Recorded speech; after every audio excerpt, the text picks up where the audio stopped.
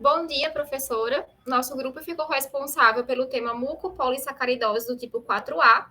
E os discentes são Adriana Cortes Melo, José Carlos Nascimento da Silva e Teaná Barbosa Ramalho da Silva.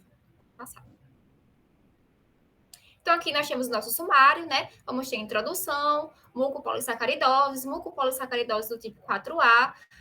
Vamos fazer a análise do artigo que escolhemos e o desenvolvimento da patologia da síndrome, o diagnóstico e, por fim, o tratamento. Pode passar. Então, começando aqui, né, nós trouxemos para relembrar brevemente o conceito de degeneração, que foi um tema que nós tivemos a oportunidade de aprender esse período, né? E a gente viu que a degeneração era uma lesão reversível secundária a alterações bioquímicas que vão resultar daquele acúmulo de substâncias no interior das células. Então, morfologicamente, a degeneração ela vai aparecer como essa deposição, esse acúmulo de substâncias em células. E a partir desse critério, a gente pode classificar a degeneração em alguns tipos. Nós vamos ter degeneração por acúmulo de água e eletrólitos, acúmulo de proteínas, lipídios e acúmulo de carboidratos. Pode passar. Aqui nós trouxemos alguns exemplos, né, que representam essas degenerações. Temos, por exemplo, o acúmulo de água e eletrólitos. A principal representante é a degeneração hidrópica, acúmulo de proteínas, né? O exemplo clássico aqui é a degeneração hialina, mas também nós temos a degeneração mucoide. Pode passar. A degeneração por acúmulo de lipídios, clinicamente, portanto, aqui nós temos a esteatose, né, aquelas famosas células em anel de Sinead, que nós aprendemos. Temos também as lipidoses. E, por fim, acúmulo de carboidratos. Trouxemos aqui como exemplo a glicogenose. E temos também as mucopolissacaridoses, que nós vamos desenvolver aqui nesse trabalho. Na maioria dos casos, o acúmulo de carboidratos na célula vai se dever à deficiência de algumas enzimas que são responsáveis por sua metabolização, certo? Pode passar. Então, as mucopolissacaridoses, de uma forma geral, elas vão ser doenças metabólicas em que vai ocorrer esse depósito anormal de poliglicanos ou proteoglicanos e vão ser resultantes da deficiência de enzimas lisossômicas que estão envolvidas na degradação dos glicosaminos glicanos ácidos existentes na matriz extracelular. Então, essas macromoléculas ela têm extrema importância não só para a estrutura do tecido conjuntivo e das cartilagens, mas elas têm também um papel significativo na regulação de algumas cascatas bioquímicas, como, por exemplo, a coagulação, a resposta imune e também o sistema complemento. As manifestações clínicas e os achados anatomopatológicos, eles vão resultar não somente daquele depósito anormal, né, como eu falei, do açúcar dos lisossomos, mas também de anormalidades na composição e na interação de macromoléculas da matriz extracelular e do tecido conjuntivo.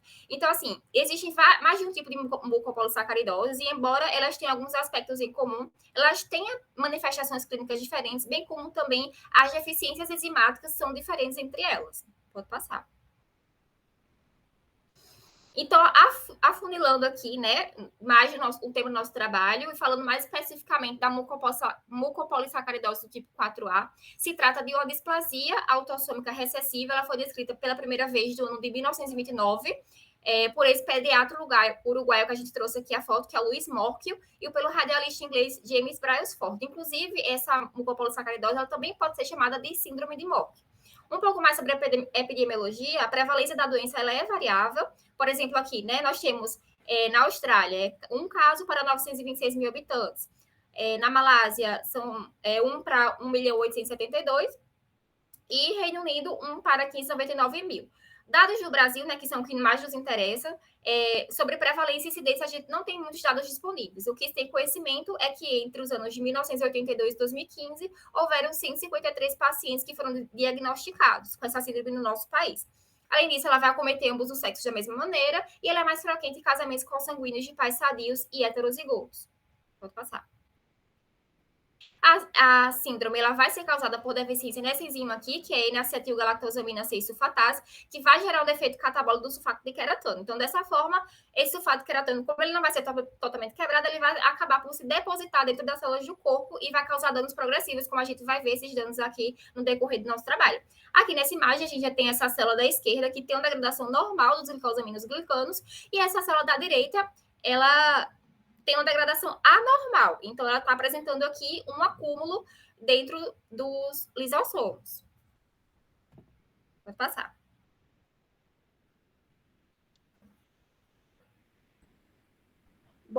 Então, agora, usando como base tudo isso que a Adriana já falou, nós escolhemos o artigo intitulado Mucopolissacaridose 4, uma revisão integrativa das principais manifestações clínicas, que foi publicado no ano de 2019 na Colloquium Vitae, que é um periódico de divulgação científica vinculado com a Universidade do Oeste Paulista, a UNOeste. Nós vamos usar ele como base para extrair as principais manifestações associadas à síndrome e também para relacionar com a patologia e como ela ocorre. Pode passar. As manifestações mais importantes que foram relatadas no artigo, elas estão relacionadas com o sistema osteoarticular.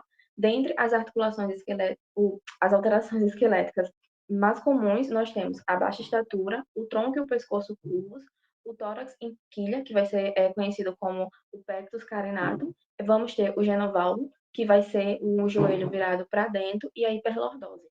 Nesse paciente da foto, nós temos bem evidente o pectus carinatum, né, que vai ser a deformidade torácica.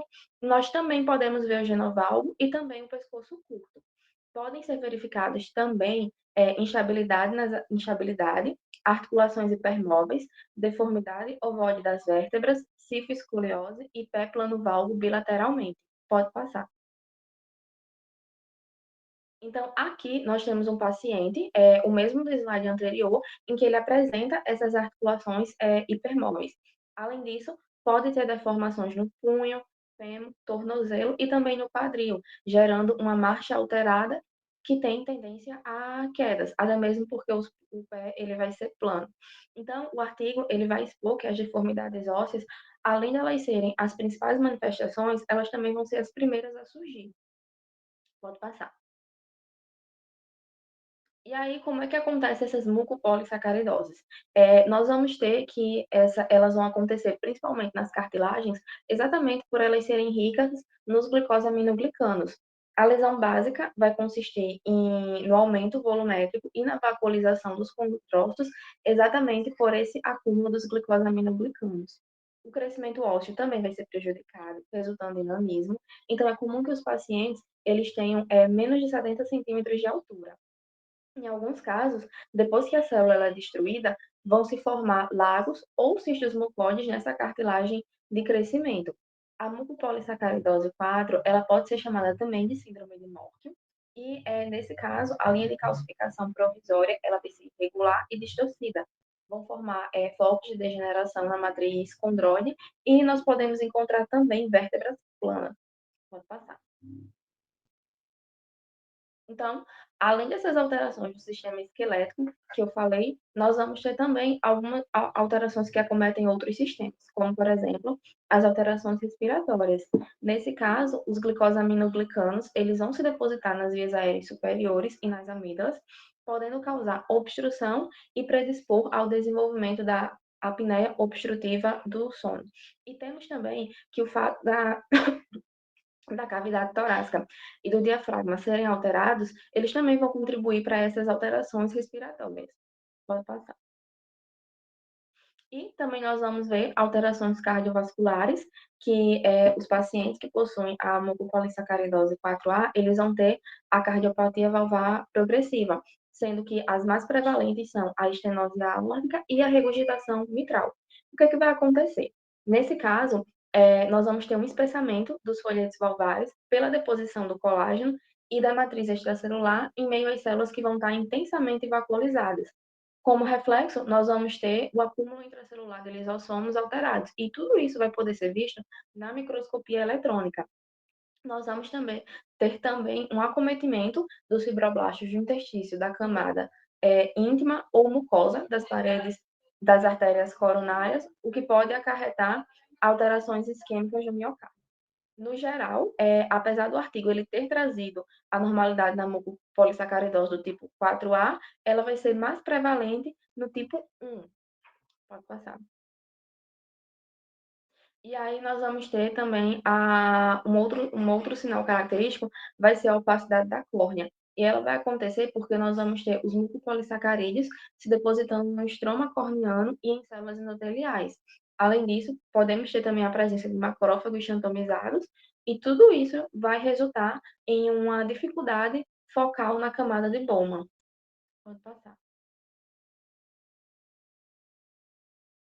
Outras complicações importantes que também vão ser mencionadas no artigo vai ser com relação ao cometimento do sistema auditivo. Nós vamos ter depósitos de mucopolissacarídeos na orelha média e na estria vascular, e também vamos ter a presença de hemorragias entre as fibras colágenas do meato acústico externo, no canal que vai passar o nervo facial e também ao redor da cadeia ossicular. Pode passar. Bom, agora eu vou falar um pouco sobre o diagnóstico e os exames bioquímicos e genéticos. É, os exames e os diagnósticos deverão ser realizados sempre que houver uma suspeita clínica dessa doença em algum paciente. Deixar claro que o diagnóstico deve ser suspeitado em indivíduos que apresentarem pelo menos um ou dois sinais e sintomas, e especialmente naqueles que tiverem combinação de pelo menos dois destes que eu vou citar agora, que é a baixa estrutura desproporcional do tronco. O estudo também deve apresentar o estudo radiológico sugestivo de displasia espondiloepifisária, pseudoacondroplasia, displasia epifisária múltipla, né, que é a displasia epifisária múltipla, a doença de Legg-Calvé-Peter bilateral, alterações articulares bilaterais, opacificação bilateral da córnea, como foi dito por Tayaná, aumento de queratum sulfato da urina, e se também esse paciente apresenta irmão de qualquer sexo, com mucopolissacaridose do tipo 4. É também de extrema relevância que os achados clínicos variam de acordo com a gravidade da doença, e os sintomas por si só não são diagnóstico. E no diagnóstico laboratorial, a redução ou a ausência de atividade da enzima GA-LNS em fibroblasto, leucócito ou sangue impregnado em papel sugere fortemente o diagnóstico. Mas não é suficiente, esse exame laboratorial não é suficiente para confirmá-lo como um único teste, pois a possibilidade de ocorrência de deficiência múltipla de sulfatase pode ser um outro erro inato no metabolismo do paciente. E também pode ser realizado o teste genético, em que a presença de duas mutações patogênicas em trans no gene GA-LNS também confirma o diagnóstico. E a análise desse gene permite também a detecção de heterozigotos, o que facilita o aconselhamento genético individual para a família desse paciente. E falando sobre o tratamento, existe o tratamento, né? Existe o tratamento não específico e o tratamento específico. O tratamento não específico é de extrema importância, porque como se trata de uma doença crônica e progressiva e multissistêmica, requer cuidados de uma equipe multidisciplinar, como enfermeiros, fonoaudiólogos, né, fisioterapeutas, é, e esse tratamento não específico deve ser contínuo no paciente, deve ser monitorado e fornecendo orientação familiar, e é de extrema importância para o paciente para garantir o diagnóstico e o cuidado integral, desde que o diagnóstico e o tratamento seja seguido direitinho. E existe também o tratamento específico, que é feito por transplante de célula-tronco, e as evidências atualmente disponíveis sugerem que existe benefício na realização de transplante de célula-tronco hematopoética, especialmente naqueles que têm idade precoce. E, e também existe a terapia de reposição enzimática, e desta forma, os indivíduos com mucopolissacaridose do tipo 4A até 6 anos de idade deverão ser encaminhados para centros especializados para fazer esse tratamento específico. E, e na terapia da reposição de enzimas, a alfa-elosfase, que é a GALNS recombinante, que é uma enzima produzida nas células do ovário de ramo chinês, trata-se do fármaco disponível. E esse é um tratamento específico para o paciente. Portanto, devido ao impacto na vida dos portadores dessa doença, mesmo sendo a mucopolissacaridose do tipo 4A, sendo uma doença que não apresenta cura, quando as manifestações são observadas inicialmente, é, é possível proporcionar um prognóstico mais favorável para esse paciente.